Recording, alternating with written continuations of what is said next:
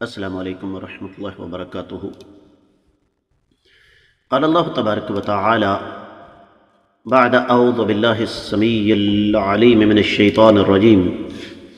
یحلفون باللہ ما قالوا ولقد قالوا کلمۃ الکفر وکفروا بعد اسلامہم وہموا بما لم ینالوا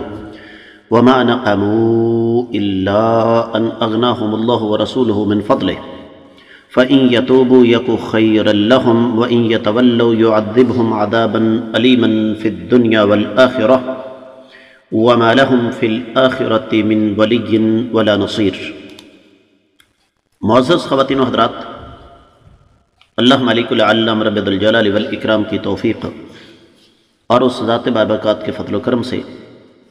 آج بدھ کا دن ہے 7 شعبان 1441 ہجری، 1 اپریل 2020 عیسوی، اور ہمارے سبق کا موضوع رب کائنات کی پاکیزہ کتاب قرآن مجید 10واں پارہ، سورہ مبارکہ کا نام التوبہ، اور اس سورہ مبارکہ کی جو آیت مبارکہ آج ہم پڑھ رہے ہیں وہ ہے 74ویں۔ تذکرہ منافقین کا ہی ہو رہا ہے، جس طرح کہ کل کے سبق میں آپ نے سنا۔ اللہ مالک العالم رب الجلال والاکرام نے اس بات کا تذکرہ کیا، بلکہ باقاعدہ طور پر حکم دیا، اور حکم کیا دیا کہ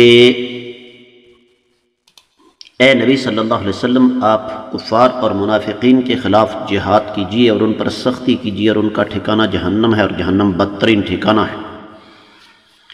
اس کے بعد رب کائنات ارشاد فرماتے ہیں، یحلفون، یہ قسمیں کھاتے ہیں، باللہ، اللہ کی، ما قالوا، جو کچھ انہوں نے کہا، ولقد قالوا، اور یقینی طور پر یہ کہہ چکے ہیں، کلمۃ الکفر، کفر کا کلمہ، وکفروا،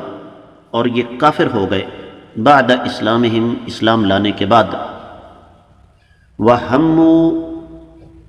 اور انہوں نے وہ کام کرنے کی کوشش کی، بما لم ینالوا، جس میں یہ کامیاب نہیں ہو سکتے، وما نقموا، اور یہ نہیں انتقام لیتے، اللہ، سوائے اس کے کہ ان اغناہم اللہ ورسولہ، کہ اللہ اور اللہ کے رسول صلی اللہ علیہ وسلم ان کو دولت مند کر چکے ہیں، من فضلہ، اپنے فضل سے، فَإِن يَتُوبُوا، پس اگر یہ توبہ کر لیں، یَکُ خَيْرًا لَّهُمْ، ان کے لیے بہتر ہے، وَإِن يَتَوَلَّوْا، اور اگر یہ منہ پھیرتے ہیں، يُعَذِّبْهُمُ اللَّهُ، اللہ تعالیٰ ان کو سزا دیں گے، عذاباً علیماً،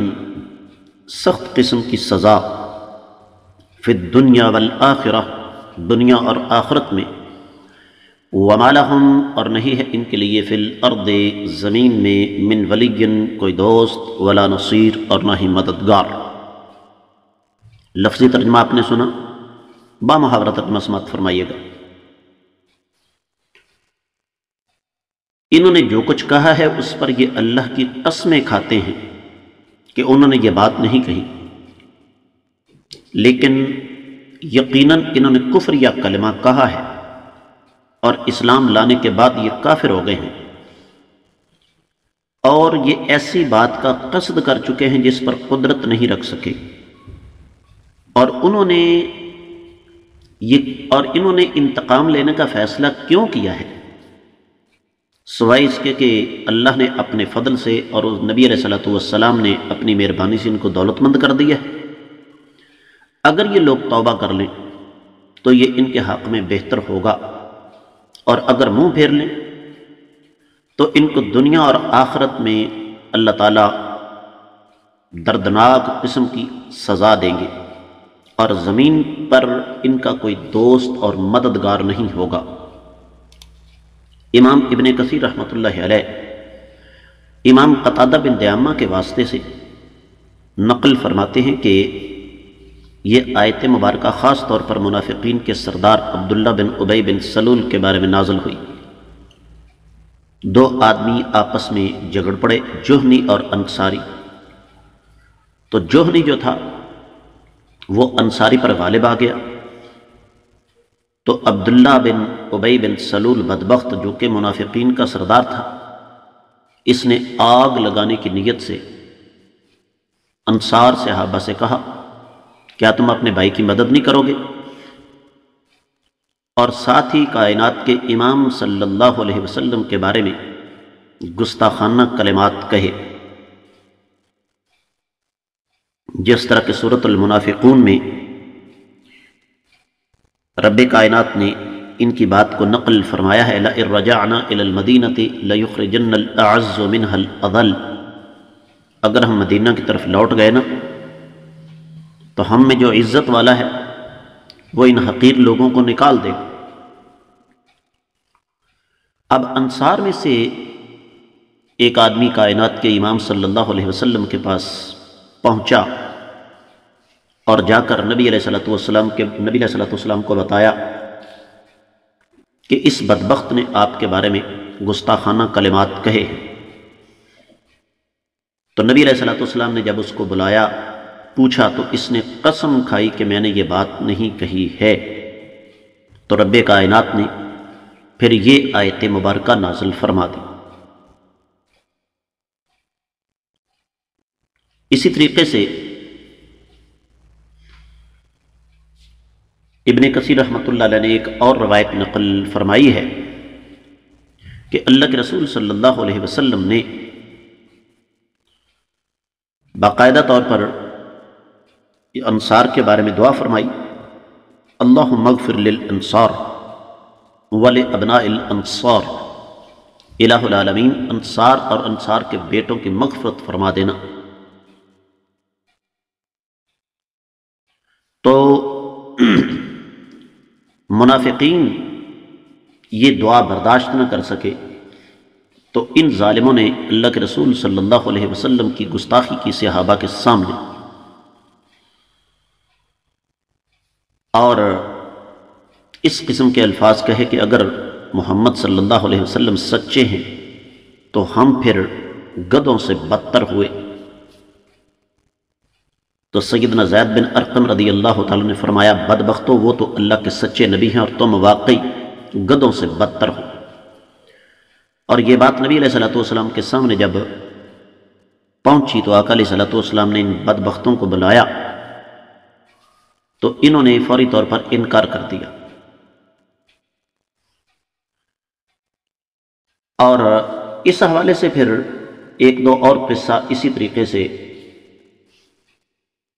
ابن کثیر رحمۃ اللہ علیہ نے نقل فرمایا ہے۔ تو حاصل کلام یہ ہے کہ یہ بھی ہو سکتا ہے کہ یہ قصہ جو ہے ایک سے زیادہ بار پیش آیا ہو، جس طرح کہ ایک اور شان نزول میں قصہ بیان کیا جاتا ہے، ابن کثیر رحمۃ اللہ علیہ اور دیگر مفسرین کرام نے بیان کیا ہے کہ ایک بچہ تھا جس کا نام عمیر تھا، بچپن میں یتیم ہو گیا، والدہ نے دوسری شادی کر لی، دوسرا باپ اچھا سلوک کر رہا تھا اس کے ساتھ، تو یہ مکہ کی بات ہے، مسلمان ہجرت کر کے مدینہ پہنچے تو اس کا جو دوسرا باپ تھا جس کا نام جلاس تھا، جلاس بن سوید بن صامت، جبکہ بچے کا نام عمیر بن سعید تھا۔ تو یہ جلاس جو تھا اس کا دوسرا باپ، اس کا سلوک بچے کے ساتھ بہت اچھا تھا، لیکن منافقین کے ساتھ مل کر یہ منافق ہو چکا تھا۔ تو جب اللہ کے رسول صلی اللہ علیہ وسلم نے صحابہ کرام کے سامنے یہ اپیل کی اللہ تعالیٰ کی راہ میں مال خرچ کرنے کی،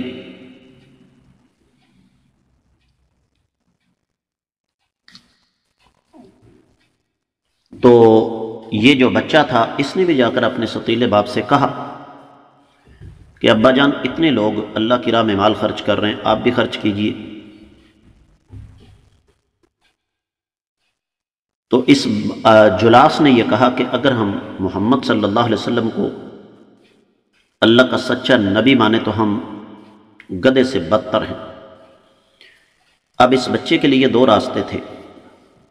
ایمان یہ کہہ رہا تھا نبی علیہ السلام کو جا کر بتا دو، جبکہ شفقت پدری کہہ رہی تھی اس بات کو پوشیدہ رکھو۔ آخر جذبہ ایمانی جو ہے وہ غالب آ گیا،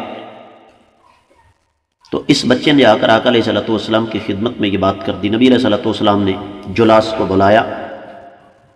اور جلاس نے اللہ کی قسم کھا دی، اللہ کی قسم کھا لی کہ میں نے تو ایسا نہیں کہا۔ منافقین نے شور مچا دیا کیونکہ بچہ جھوٹا ثابت ہو گیا تھا، اور اس نے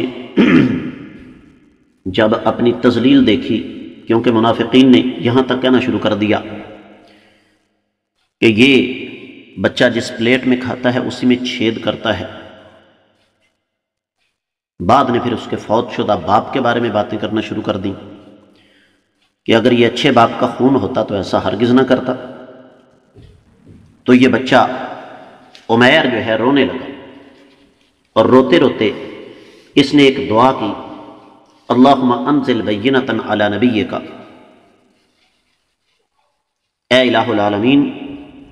اب میرے بارے میں آپ ہی کوئی دلیل اپنے نبی صلی اللہ علیہ وسلم پر نازل فرما سکتے ہیں۔ تو یہ بچہ بھی دعا کر رہا تھا کہ اللہ تعالیٰ نے یہ آیت مبارکہ نازل فرما دی۔ تو نبی کریم صلی اللہ علیہ وسلم جب وحی کی کیفیت سے نکلے تو آپ علیہ السلام نے فرمایا کہ یہ بچہ سچا ہے، تم سب جھوٹے ہو۔ اللہ نے میرے اوپر قرآن نازل کر کے اس بچے کو سچا ثابت کر دیا ہے۔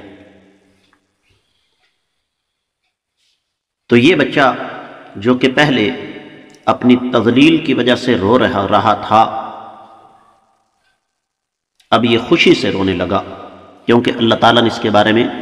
یہ آیت مبارکہ نازل فرما دی۔ اس آیت کے ساتھ ہمارا سفر ابھی جاری ہے۔ آج ہم تفسیر ابن کثیر کو بھی مکمل نہیں کر سکے، انشاءاللہ باقی کل کے سبق میں